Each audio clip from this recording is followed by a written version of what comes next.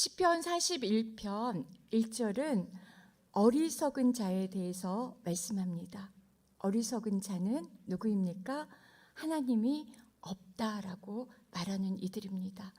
그들은 썩어 빠졌고 가증스러운 죄악을 저지른 사람들이고 선을 행하는 사람이라고는 하나도 없다고 성경이 어리석은 자, 하나님이 없다고 말하는 이들에 대해서 밝혀주고 있습니다. 하나님이 없다고 하는 그 어리석음보다 더 큰 어리석음이 또 있을까 싶습니다. 여쭤보겠습니다. 더 큰 어리석음이 있을까요? 없을까요? 네. 오늘 시편 50편에 의하면 하나님이 없다라고 하는 이 어리석음보다 더 큰 어리석음이 있다라고 말씀을 하십니다. 하나님을 믿는다고 하지만 자신의 생활과 또 매일의 행동에서 하나님을 잊어버리고 하나님이 존재하지 않는 것처럼 행동하는 어리석은 사람들이 바로 그 사람들입니다. 오늘 하나님께서 그들을 부르십니다. 5절, 7절입니다. 제사로서 나와 언약을 맺은 내 성도들을 내게로 모아오너라. 7절입니다. 함께 읽겠습니다. 오 내 백성들아 들으라. 내가 말한다. 오 이스라엘아 내가 너에 대해 할 말이 있다. 나는 하나님이다. 바로 내 하나님이다. 하나님께서 부르신 이들, 하나님이 없다고 하는 어리석은 사람들보다 더 심한 상태와 조건 속에 살고 있는 그 사람들은 다름 아니라 하나님과 언약을 맺은 성도들입니다. 전능하신 이 여호와 하나님께서 할 말이 있다고 하십니다. 하나님을 믿는다고 주장하지만 그 믿음은 자신들의 생활이나 행동, 삶 전체에 아무런 영향이나 어떤 효력도 미치지 못하는 무능한 삶을 살고 있습니다. 그들은 자신들이 믿는다고 주장하는 것과 상반된 그런 삶을 살고 있습니다. 그러한 어리석음은 하나님이 없다고 주장하며 사는 사람들보다 더 어리석은 것으로 하나님께서 이들을 책망하시며 신문하십니다. 50편의 배경은 온 세상이 그렇게 하나님 앞에 소환되는 심판의 날입니다. 심판의 대상은 전능하신 이 여호와 하나님과 언약을 맺은 성도입니다. 저와 여러분입니다. 지엄하신 재판장이 오늘은 특별히 하나님과 언약을 맺은 성도 두 집단의 죄를 지적하시며 책망하십니다. 첫 번째 집단은 7절과 15절까지 나오는 이들입니다. 종교적 의식을 행하지만 예배를 드리고 제물을 가지고 와서 희생 제사를 드리지만 감사와 순종, 기도를 무시하는 사람들입니다. 하나님의 뜻이 아니라 내 생각대로 행하는 이들입니다. 두 번째 집단의 사람들은 16절부터 21절까지 기록된 이들입니다. 율법을 잘 알고 있지만 하나님의 말씀을 암송하고 가르치기도 하지만 그 말씀을 믿는다고 말로는 고백을 하지만 지키지 않는 사람들입니다. 말로는 사랑한다고 하지만 사실은 등 뒤로 말씀을 던져버리는 이들에 대해서 하나님은 책망하십니다. 이들은 하나님과 언약을 맺은 백성, 성도이지만 하나님을 알지 못하는 자들이고 또 하나님을 자기와 같은 줄로 생각하는 어리석음, 악에 빠진 사람들로서 하나님의 심판의 대상이 될 뿐입니다. 하나님과 언약을 맺은 성도들에게 하나님께서 원하시는 것이 있습니다. 그들을 부르신 목적이 있습니다. 하나님께서 특별히 내 백성이라 부르시며 언약을 맺으신 이유가 있습니다. 하나님은 그 백성들이 그 하나님의 뜻을 알기를 원하십니다. 하나님을 알지 못해서 심판을 받으며 망해가는 것을 원하시지 않습니다. 잘못된 것에서 돌이켜 회복되기를 원하십니다. 그 은혜가 오늘 저희 가운데 있기를 소망합니다. 하나님은 어떤 분이십니까? 하나님은 심판자이십니다. 1절부터 6절까지 말씀 다시 한번 읽겠습니다. 전능하신 하나님 바로 여호와께서 말씀하셔서 해 뜨는 데부터 해 지는 데까지 세상을 부르셨다. 완벽한 아름다움 그 자체인 시온에서 하나님께서 눈부시게 빛을 내셨다. 우리 하나님께서는 잠잠히 오시지 않을 것이다. 그분 앞에는 삼키는 불이 있으며 그 주위에는 맹렬한 폭풍이 있을 것이다. 그분이 위로는 하늘을 부르시고 아래로는 땅을 부르시니 그 백성들을 심판하시려는 것이다. 제사로서 나와 언약을 맺은 내 성도들을 내게로 모아오너라. 하나님 그 일을 선포할 것이다. 하나님께서 친히 심판자가 되시기 때문이다. 셀라. 가장 먼저 주목해야 할 것은 전능하신 이 여호와 하나님께서 심판하신다는 말씀입니다. 그 심판은 가장 엄숙한 태도로, 엄숙한 그런 모습으로 공고가 됩니다.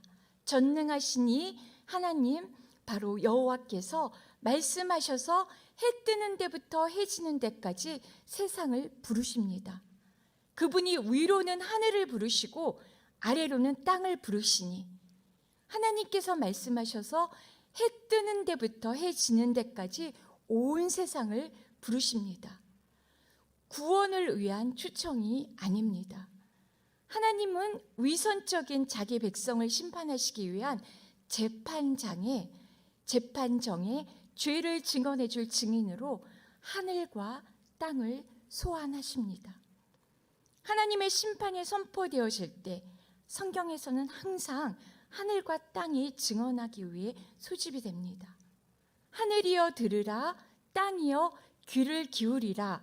이사야 선지자는 이스라엘의 죄를 주시하고 그들의 죄를 낱낱이 고발하면서 하늘과 땅을 불러서 증언하게 합니다. 이스라엘 사람들의 상태, 상황, 행동과 비교할 수 있는 것이 하늘과 땅에 있느냐? 없다. 그들의 죄는 명백하다. 하늘과 땅이 증언한다 하시는 것입니다. 오늘 하나님은 자기 백성을 판결하시려고 하늘과 땅에 선포하시면서 성도들을 내 앞에 모으라고 하십니다. 하나님의 심판은 잘못된 예배로 하나님께 나오는 사람들에 대한 것입니다. 이 심판은 22절에서 하나님을 잊어버린 사람들과 연결되어 있습니다. 하나님을 믿는다고 하지만 하나님의 말씀이 율법이 그들 가운데 있지만 그들은 하나님을 잊어버린 사람들입니다. 그들에게 이것을 생각하라고 말씀하십니다. 여호와 하나님, 너희의 하나님께서 심판자가 되신다. 이것을 생각하라 하십니다. 그렇지 않으면 너희를 찢으시겠다고 말씀하십니다. 반면에 그 행위를 옳게 하는 사람들에게는 하나님께서 구원을 보이시겠다고 하십니다. 심판하신 하나님은 우리를 찢으시기도 하시고 구원을 베푸시기도 하십니다. 1절과 6절까지의 그 엄중한 심판의 선포는 하나님께서 친히 심판자가 되시기 때문이다 라고 끝을 맺습니다. 하나님께서 친히 심판자가 되신다는 이 말씀보다 오늘 저와 여러분에게 긴급하고 엄중한 것은 없습니다. 우리가 오늘 꼭 기억해야 될 것, 우리가 죽는 순간까지 기억해야 할 것은 하나님은 심판자이십니다.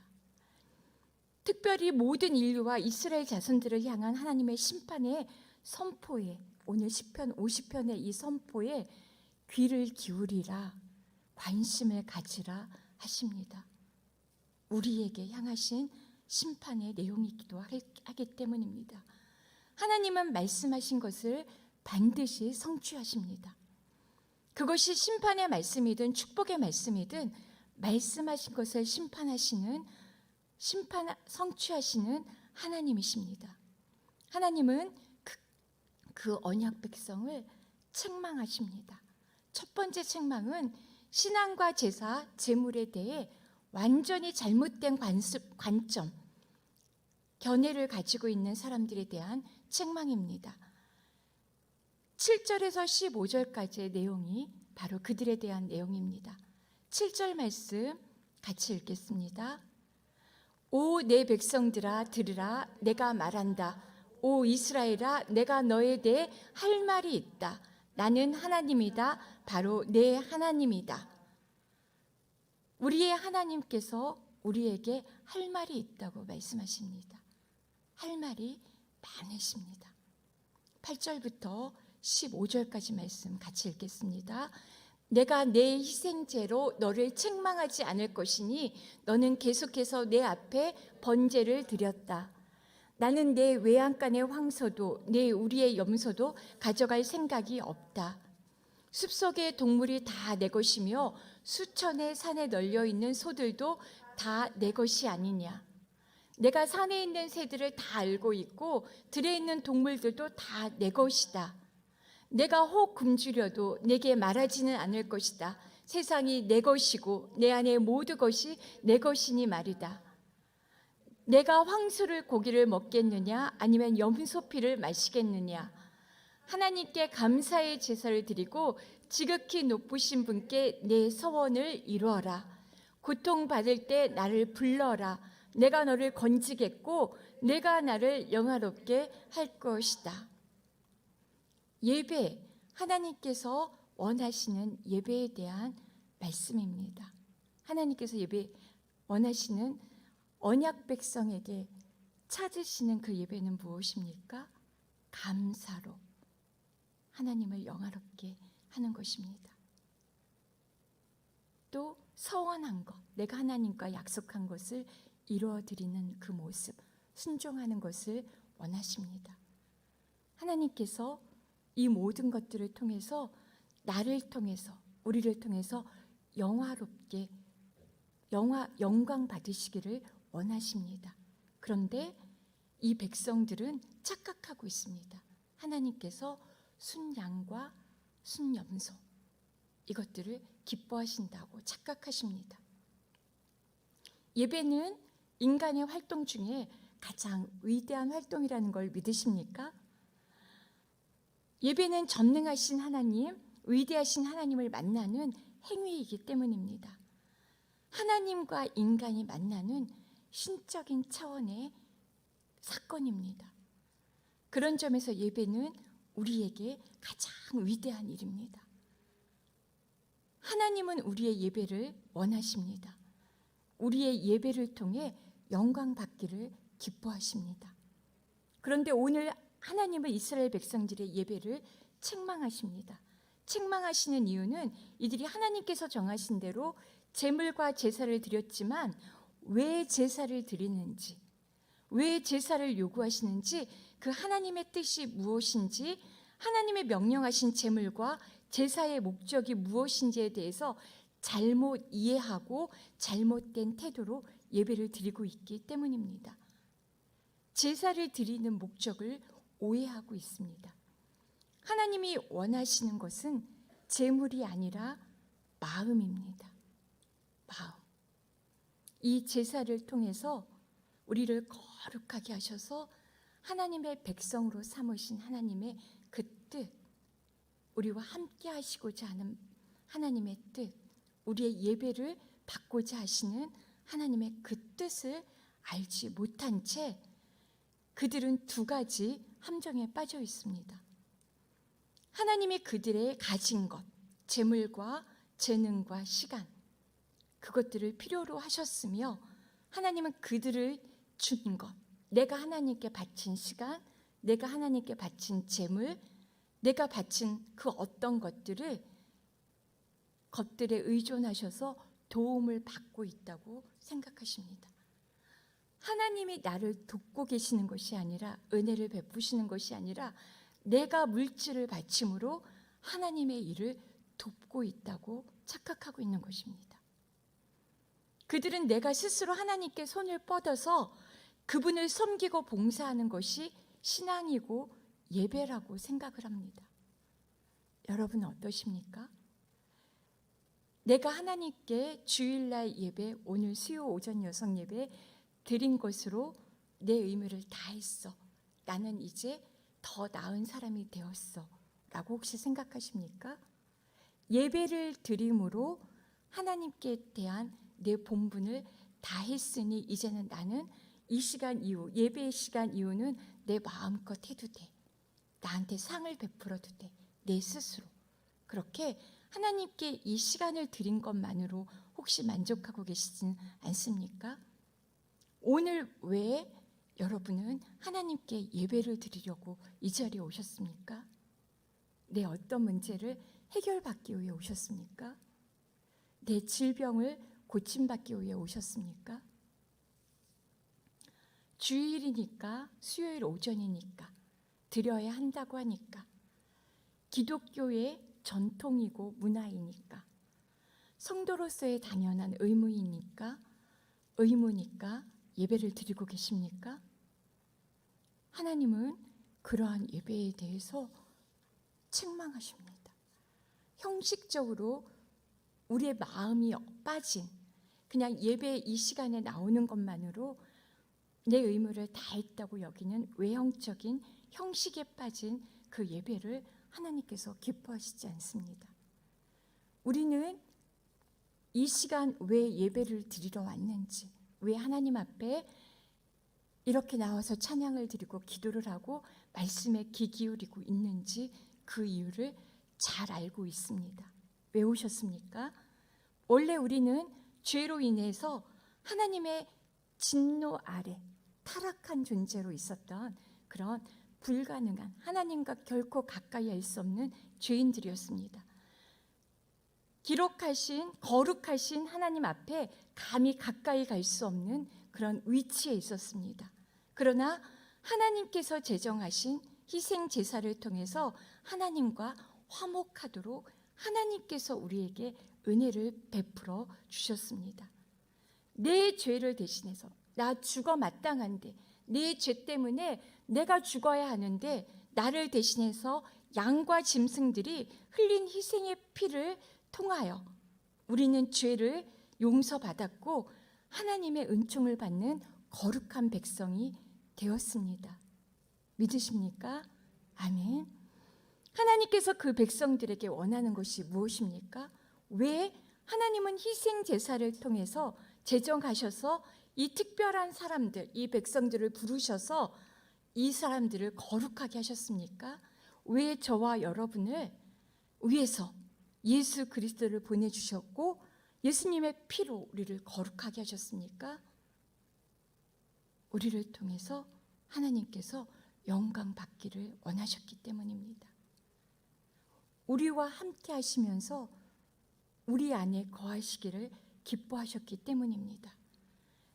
나는 할 수 없지만 성령님께서 내 안에 오심으로 예수 그리스도의 보혈로 정결케 된 내 안이 내가 하나님의 전이 되어서 성령님이 거하심으로 내 죄를 깨닫게 되고 또 하나님의 하나님 되심을 알게 하심으로 하나님 앞에 우리를 거룩하게 하시며 구원을 베푸시고 죄를 대속해 주시는 그 하나님을 찬양하도록 하기 위함입니다.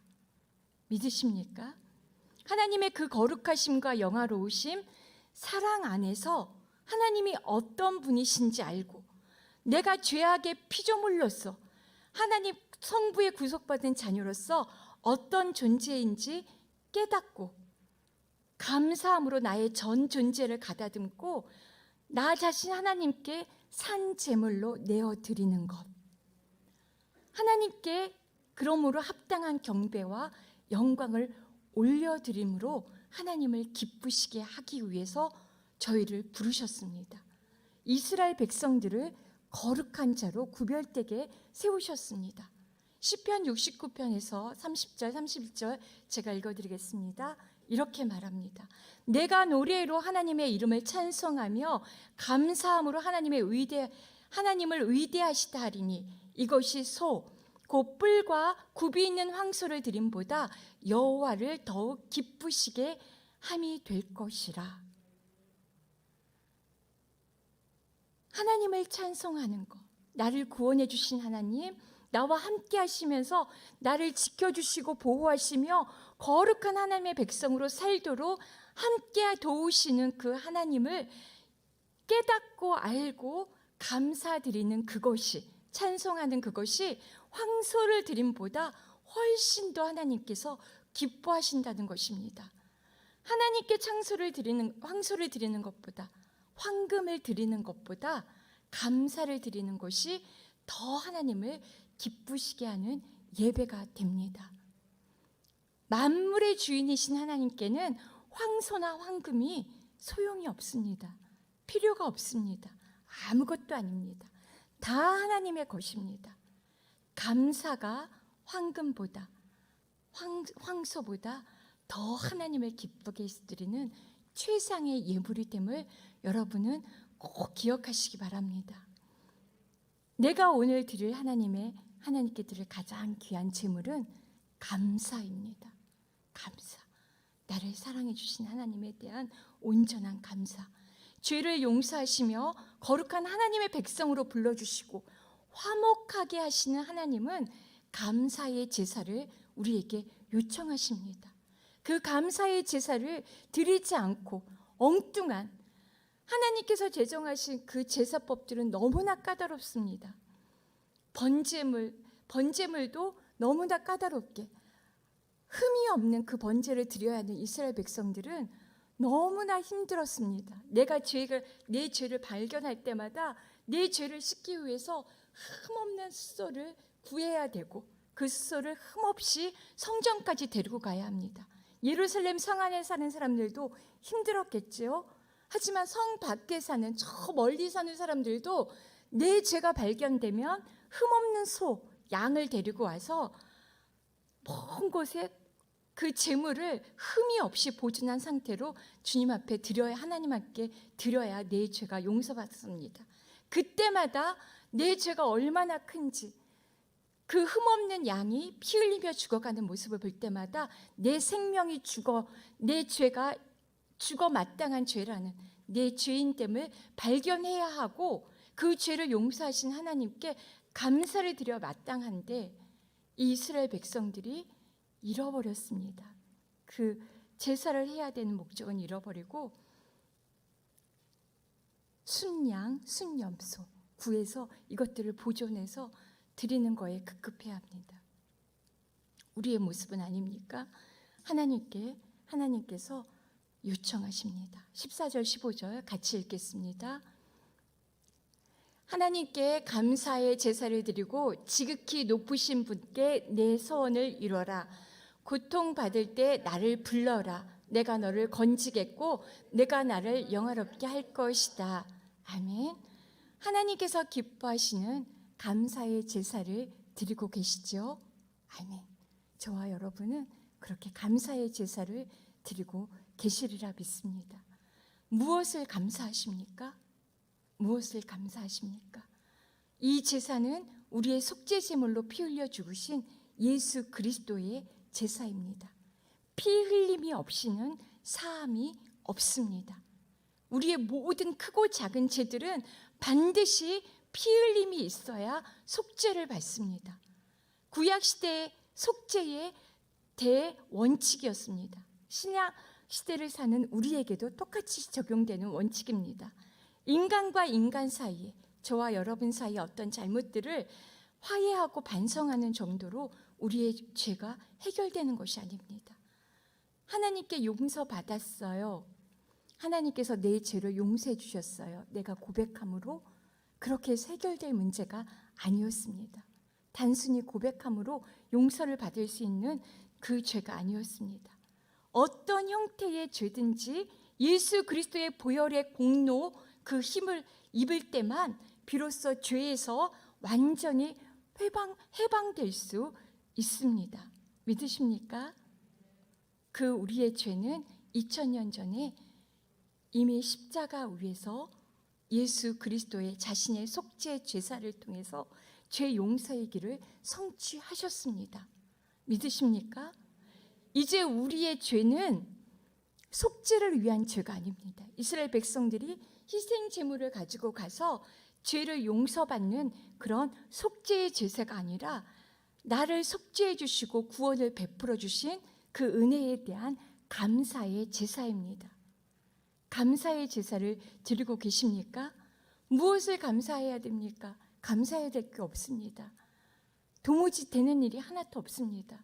내 몸은 질병으로 가득 차 있고 없는 돈 있는 돈 다 끌어모아서 분양을 딱 받았더니 아파트 값은 곤두박질을 치고 있습니다.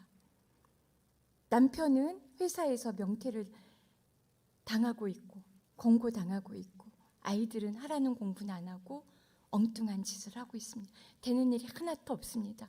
내가 어떻게 감사를 드려야 합니까? 하지만 하나님께서 원하시는 감사, 그것은 예수 그리스도의 십자가 보혈의 능력 안에서 우리의 모든 죄가 다 해결함 받았다는 것, 그거 하나만으로도 충분하다고 하십니다. 감사드릴 것이 없는 이 상황이지만 예수 그리스도의 십자가 위에서 내 죄가 다 해결받았고 이제는 내가 구원을 받았다는 것을 믿는 믿음 안에서 우리는 하나님의 자녀가 되었다는 것, 그 사실 하나만으로도 우리는 충분히 우리의 생명이 다하는 날까지 감사할 수 있습니다. 그거 하나로 족합니다. 하나님께서 찾으시는 감사의 조건은 바로 그것입니다. 다시는 무엇에 대해 감사하지요, 하나님? 제가 감사할 것이 없습니다. 그렇게 고민하지 않아도 됩니다. 감사할 것이 없다고 합니다. 이스라엘 백성들 순양과 순염소로 그렇게 형식적으로 의식적인 예배에 빠져있는 이 사람들은 감사할 것이 없다고 합니다. 속죄와 구원의 은총에 감사함으로 하나님께 날마다 기뻐하시는 그 예배를 드리시는 저와 여러분이 되시기를 주님의 이름으로 축복합니다. 두 번째 책망입니다. 이 백성이 하나님을 순종하지 못하고 그분의 법을 지키지 않았다는 것입니다. 16절부터 22절까지의 말씀입니다. 같이 읽겠습니다. 그러나 악인들에게는 하나님께서 이렇게 말씀하신다. 내가 무슨 권리로 내 법을 말하고 내 언약을 내 입에 담느냐.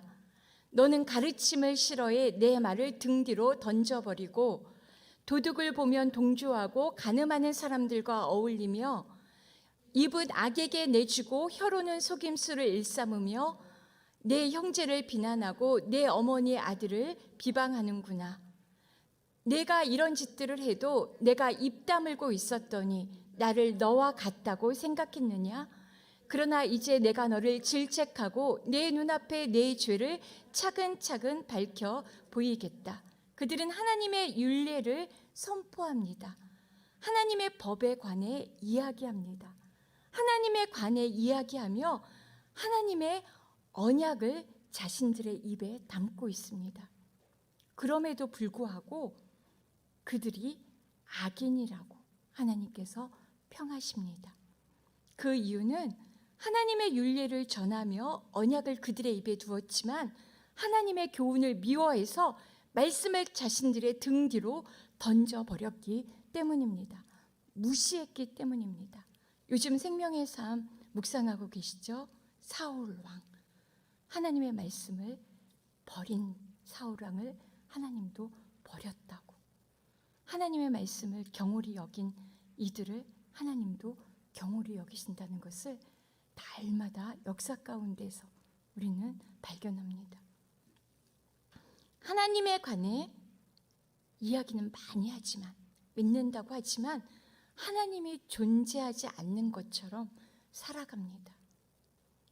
염려하고 근심하며 불평하고 원망하며 거짓말하며 또 오늘 말씀대로라면 도적질하는 달과 동조하며 사기를 치고 거짓말을 하고 또 간음하는 자들과 함께하고 우리의 입술을 부정하게 해서 이간질하고 거짓 증거하고 내 지체들 형제들을 사랑으로 친절한 말을 함으로 아껴주는 게 아니라 입에 담지도 못할, 성도로서 감히 입에 담지도 못할 저주의 말, 불친절한 말, 비방의 말, 정죄하고 판단하는 말들을 함부로 합니다. 하나님을 믿는다고 하면서 하나님의 말씀을 내가 간직한다고 하면서 말로만, 사실은 등 뒤로 내던져 버리면서 말로만 그렇게 하는 이들에게 하나님은 악하다 말씀하십니다. 입은 악에게 내주고 혀로는 속임수를 일삼으며 내 형제를 비난하고 내 어머니의 아들을 비방하는구나. 성도를 중상모략하며 서로에 관해 부정적인 말들을, 내가 지어낸 말들, 내 눈으로 확인한 사실 이외에 내가 판단한 내 생각들을 이야기합니다. 그들은 교훈을 미워하며 하나님의 명령에 합당한 삶을 살지 않을 뿐만 아니라 하나님의 말씀을 무시하는 것입니다. 하나님은 왜 율법을 주셨습니까? 하나님은 왜 우리에게 말씀을 통하여 말씀을 하십니까? 하나님은 왜 이 계명을 이스라엘 백성들에게, 오늘 우리에게 주셨습니까? 십계명을 우리에게 주신 목적이 무엇입니까? 입으로만 고백하고 가르치고 논쟁하고 판단하라고 주셨습니까? 아닙니다. 하나님의 율법은 지켜져야 하는 것들입니다. 우리의 삶 속에서 적용해야 하는 것들입니다. 지키라고, 적용하라고, 이 말씀대로 살라고 하나님께서 율법을 주셨습니다. 하나님은 율법에 우리의 의견을 더하는 것을 원하지 않으십니다. 내 견해, 내 생각을 덧붙여서 하나님의 생각은 이래, 이렇게 살아도 괜찮아, 아이 뭐 그렇게까지 할 거야 있겠어, 요 정도만 해도 괜찮아.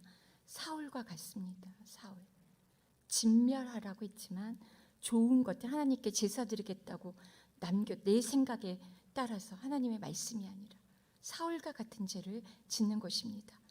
우리는 오직 한 분 하나님만 경배해야 되고 우상을 섬겨서는 안 됩니다. 어떤 형상 앞에 절을 해서도 안 되고 도둑질해서도 안 됩니다. 남의 시간을 도둑질해서도 안 되고 남의 지식과 정보를 내 것인 양 도둑질해서도 안 됩니다. 간음도 해서는 안 됩니다. 계명들을 토론하거나 그 계명들을 범해서는 안 됩니다. 그런데 어떻습니까? 우리는 그것들을 범할 수밖에 없는 죄인들입니다. 율법을 주신 까닭, 우리에게 율법을 지키라 주신 까닭은 우리의 죄인됨을 알라 하심입니다. 우리의 죄인됨을 알아서 이것들을 용서해 주시고 우리가 이 율법을 지킬 수 있도록 성령 하나님을 우리에게 보내주시는 그 하나님을 의지하라 하심입니다. 우리는 율법을 어느 것도 지킬 수가 없습니다. 우리가 하나님께 순종하고 거룩한 율법을 존귀하게 여길 때, 이 율법을 지킬 수 있는 힘을 주시는 하나님을 존귀하게 여길 때 하나님은 영광 받으십니다. 내가 죄를 지을 때마다 내 죄를 용서해 주신 하나님께 달려갈 때, 나를 불쌍히 여겨주소서 하나님께 기도할 때 하나님은 영광 받으십니다. 하나님을 의지할 때 나의 연약함, 죄인됨을 그대로 인정하면서 하나님께 도우심을 구할 때 하나님은 기뻐하시며 영광 받으십니다. 내가 잘났어가 아닙니다. 나를 불쌍히 여기소서. 이것이 하나님께서 오늘 우리에게 원하시는 모습입니다. 하나님의 율법을 주의 깊게 말하면서도 자기가 고백한 대로 삶을 살지 않는 사람들, 이스라엘 백성들입니다. 우리들, 그들을 하나님은 책망하십니다. 왜 책망하시냐면 마치 잘 살고 있는 것처럼 그렇게 나를 꾸미고 있고 하나님 앞에 척하기 때문입니다.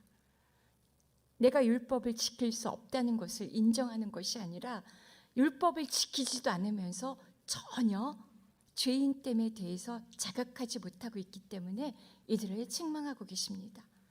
내가 무슨 권리로 내 법을 말하고 내 언약을 내 입에 담느냐?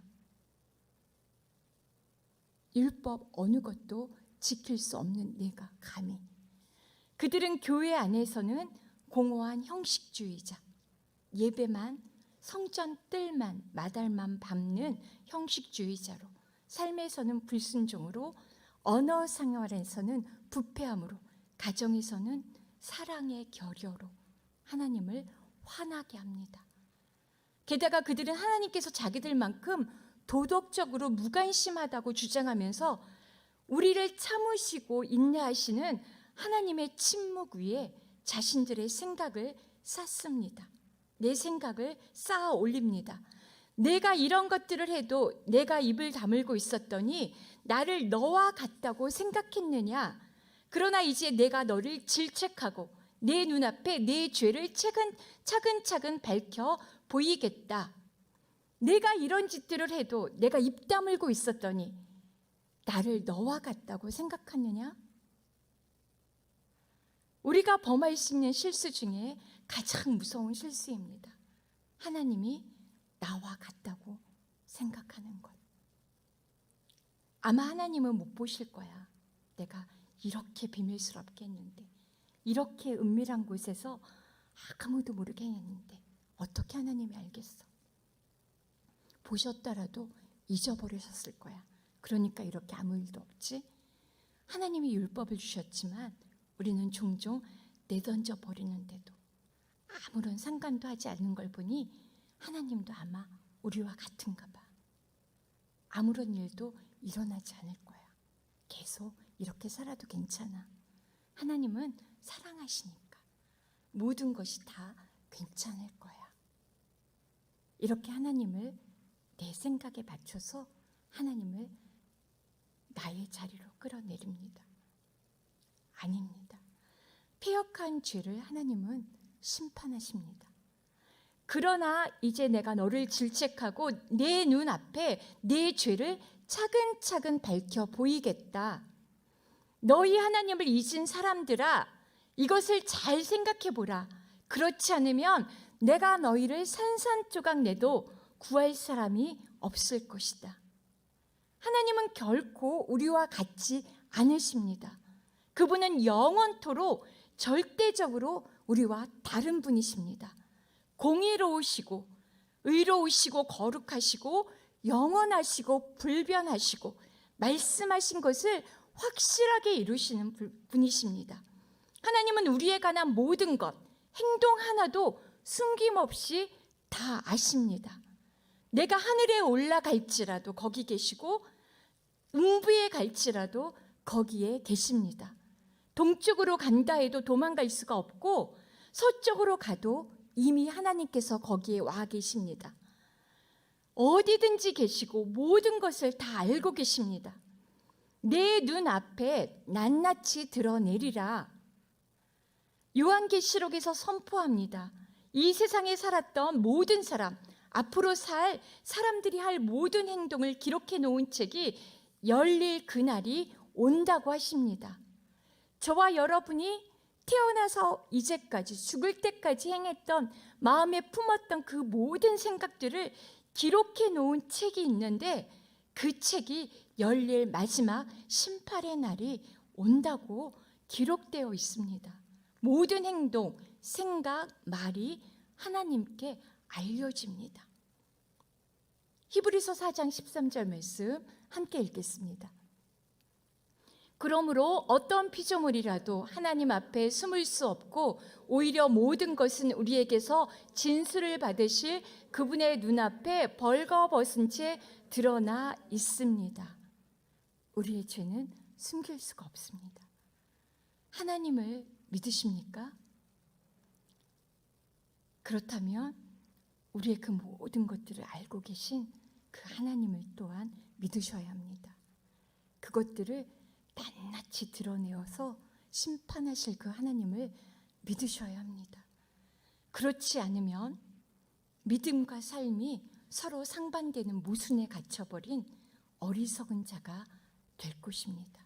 하나님이 없다고 하는 그 어리석음보다 더 큰 어리석은 자가 되어서 하나님을 믿는다고 하지만 사실은 믿지 않는 하나님께서 책망하시는 그 삶을 살게 될 것입니다.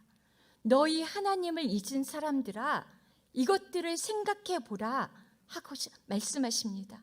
하나님의 말씀이 주는 경고를 깊이 생각지 않으려는 자들은 그의 진노의 형벌에 의해 필연코 찢김을 당할 것입니다.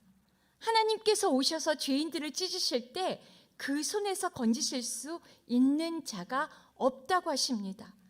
그들 스스로도, 우리 스스로도 건질 수가 없고, 이 세상에 있는 어떤 권력자, 내가 믿고 의지하는 그 어떤 사람도 우리의 그 모든 죄에서 건져줄 수가 없습니다. 심판하시기 전에 자신을 돌아보고 회개해야 할 기회를 허락하시는 하나님이십니다. 오늘 이 말씀을 저희에게 주신 까닭은 돌이키라. 심판의 날이 있는데 그 날이 임하기 전에 돌이키라. 우리에게 회복의 기회를 주시는 것입니다. 우리는 잘 생각해야 합니다. 하나님께서 심판하십니다. 책망하십니다. 이스라엘 사람들과 같은 죄를 동일하게 짓고 있는 21세기에 오늘 저와 여러분에게 잘 생각하라 말씀하십니다. 우리의 문제는 율법을 무시하는 게 아니라 율법을 인정을 하지요. 우리 입술에 담고 있습니다. 가르치기도 합니다. 하나님이 우리와 함께 계시며 우리의 행위를 알고 있다는 것, 그리고 그분이 거룩한 분으로서 하나님과 언약을 맺은 저와 여러분에게 하나님과 같이 거룩하게 되라고 명령하시는 그것을 잊어버린 것입니다. 잊어버리고 있습니다. 하나님에 관한 무지가 우리의 가장 큰 문제입니다.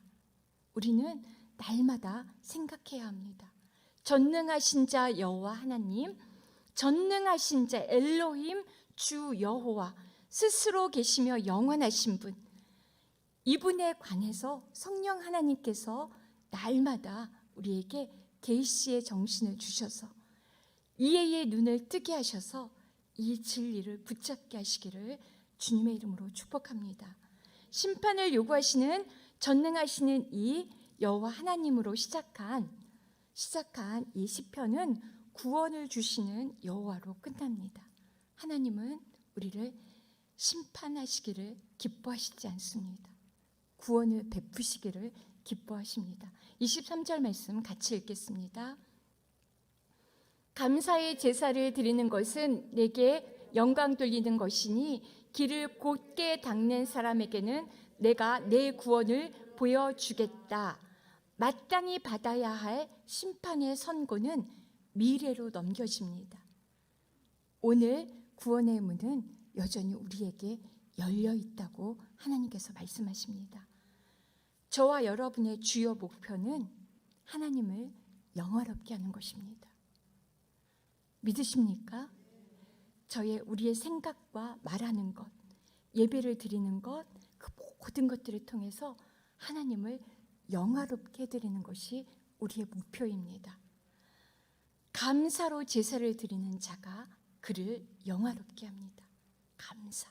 예수 그리스도를 우리에게 보내주신 그 구원자 하나님께 감사를 드리는 자가 하나님을 영화롭게 합니다. 또한 그 행위를 옳게 하는 자가 그의 구원을 볼 것입니다. 우리의 입술의 고백뿐 아니라 신앙의 고백뿐 아니라 감사의 삶으로 우리의 행위를 옳게, 감사를 드리는 자는 감사의 행위로, 옳은 행위로 하나님을 영화롭게 해드릴 수 있습니다. 이제 말씀을 맺겠습니다. 하나님은 우리에게 하나님이 누구신가를 알기를 원하십니다.